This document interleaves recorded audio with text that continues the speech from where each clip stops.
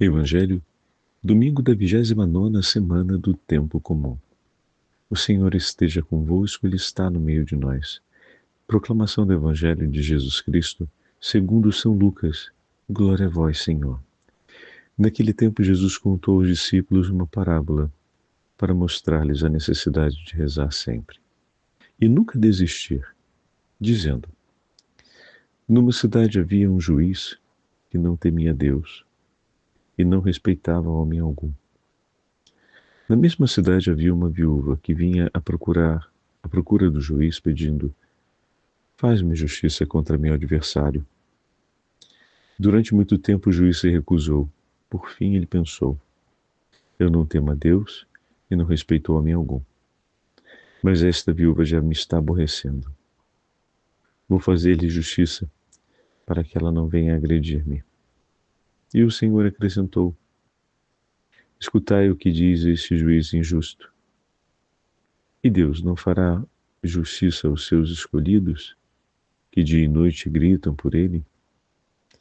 Será que vai fazê-los esperar?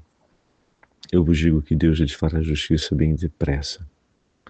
Mas o Filho do Homem, quando vier, será que ainda vai encontrar fé sobre a terra? Palavra da salvação. Glória a vós, Senhor. Domingo da 29ª semana do Tempo Comum, em nome do Pai, do Filho e do Espírito Santo. Amém. Queridos irmãos e irmãs, hoje a Santa Liturgia nos entrega o 18º capítulo do Evangelho de São Lucas. E como o próprio evangelista hoje nos fala, Jesus contou essa parábola aos seus discípulos para ensinar-lhe a necessidade de rezar e de rezar sempre, sem nunca desistir.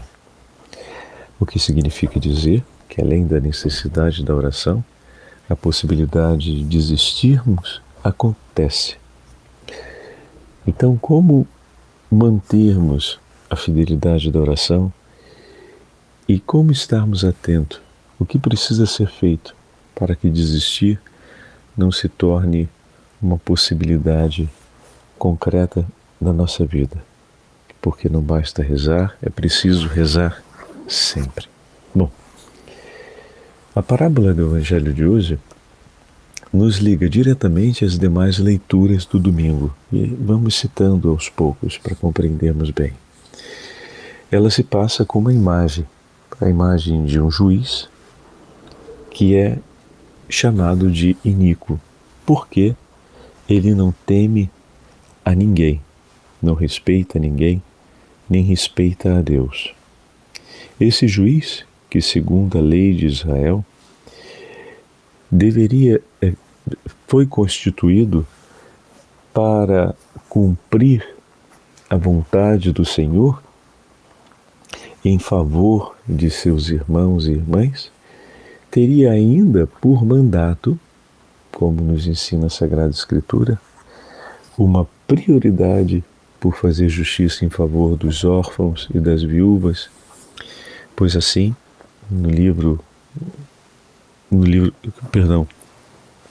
no conjunto dos livros do Pentateuco, é agradável a Deus e, ao mesmo tempo, é seu querer que os órfãos e as viúvas sejam assistidos. Então, além dele ter o dever moral de ser aquele que deveria guardar as necessidades e o bem em favor dessa viúva, ele aparece como seu inimigo, como aquele que se opõe não apenas a ela, mas à vontade de Deus. É um coração que está obstinado a não praticar o bem. Ela tem um adversário diante do qual ele deveria fazer justiça por ela, mas ele não só não teme a ela, como também não teme a Deus. Parece que a pobre viúva está diante de uma situação onde ter esperança se torna muito difícil, porque que adversidade maior poderia acontecer do que esta não apenas alguém que não se interessa pelo seu bem quando deveria interessar-se, mas que não tem nenhuma postura ética e nem uma postura moral religiosa, pois não teme nem mesmo a Deus, nem mesmo os homens. É como se estivéssemos diante de um adversário que é o fim da linha. Entretanto, não ter por si ninguém disposto a fazer-lhe o bem não foi motivo para desilusão, nem para desistir. Ela persiste em oração e persiste suplicando: faça-me justiça.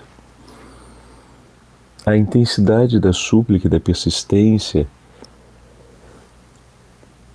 dessa mulher diante de uma realidade tão adversa é para nós um ensinamento. Por quê, Padre Fábio?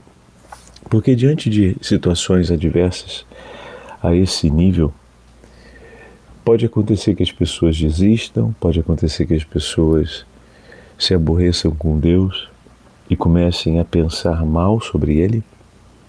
Pode ser que as pessoas não mais queiram rezar e passem, por conta do sofrimento e da angústia que vive, a querer fazer justiça pelas próprias mãos e dessa forma se tornem malvados e perversos, sendo desagradáveis a Deus, que se esqueçam dele e que busquem seus direitos, entre aspas, que na verdade vão se cumprir através de atitudes ou violentas ou injustas, enfim.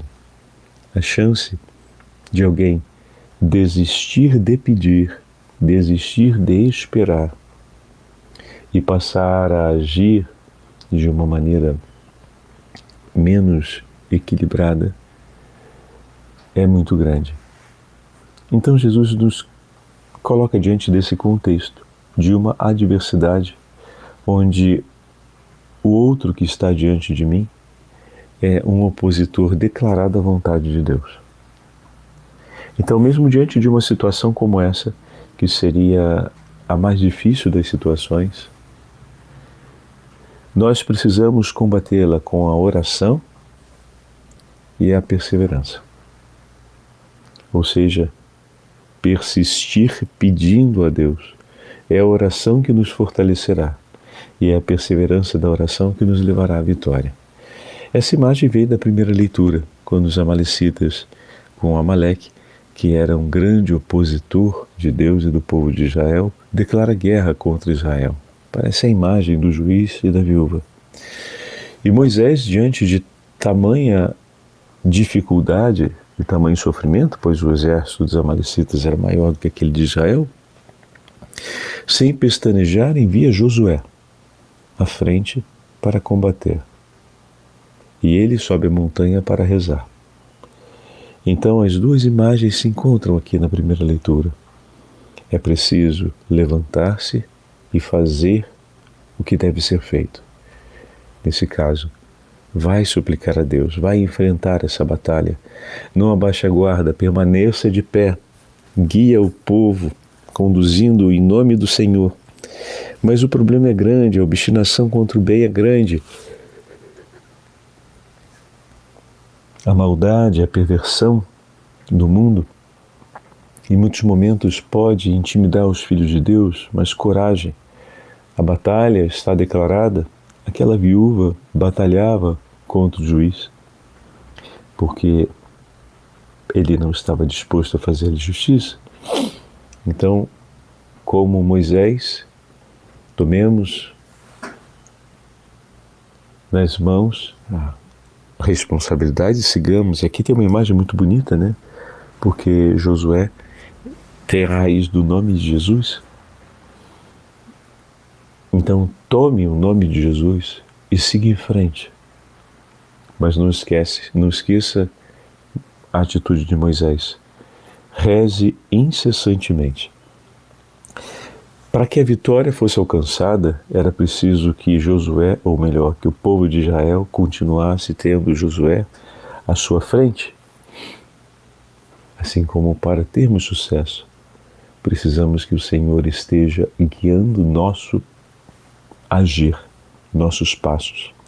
Mas é preciso também que tenhamos um coração como o de Moisés, em contínua oração e súplica a Deus, para que Ele possa agir em nosso socorro.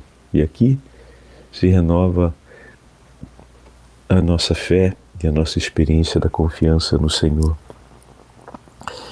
Moisés em algum momento se sente cansado, seus braços abaixam, ou seja, a oração diminui e o povo começa a perder. Seus braços se erguem, a oração continua e o povo volta a vencer. A vitória está diretamente associada à oração e à perseverança na oração, na comunhão com Deus. E aqui vai um ensinamento importante para nós hoje. Para perseverarmos na oração, vai ser preciso termos ajuda. Por isso, que fique ao seu lado seu filho, sua esposa, seu esposo, seus filhos, no momento da batalha cotidiana. Assim como Arão e Hur erguiam os braços de Moisés para que ele não desistisse da oração. Josué estava enfrentando a batalha. Moisés intercedia, mas era preciso que fosse ajudado necessariamente por outros. As batalhas mais longas da vida, meus irmãos, nós precisamos de ajuda para continuarmos rezando e para continuarmos levando adiante o nome do Senhor. Por isso peçamos essa graça hoje, porque a presença de nossos irmãos e irmãs ao nosso lado fortalece a nossa fé, revigora o nosso ser. Através da intercessão e do sustento de nossos irmãos e da Igreja, conseguimos manter os braços erguidos e oferecer tudo o que nos foi entregue por amor a Deus e como ato de confiança no Senhor, a fim de que a vitória aconteça. Que o bom Deus nos abençoe e nos sustente, para que nesse domingo revigoremos a aliança de amor e a perseverança na fé, a fim de que possamos juntos alegrarmos-nos no reino dos céus. Sim, Senhor, sustenta-nos com o seu poder, para que a fé permaneça viva entre nós e nós possamos glorificar o vosso santo nome, anunciando as maravilhas e prodígios que o Senhor realiza no meio de nós. O Senhor esteja convosco, Ele está no meio de nós. Pela poderosa intercessão da Santa Mãe de Deus e de São Pedro de Alcântara, desça sobre todos vós e permaneça para sempre a bênção do Deus Todo-Poderoso, Pai, Filho e Espírito Santo. Amém.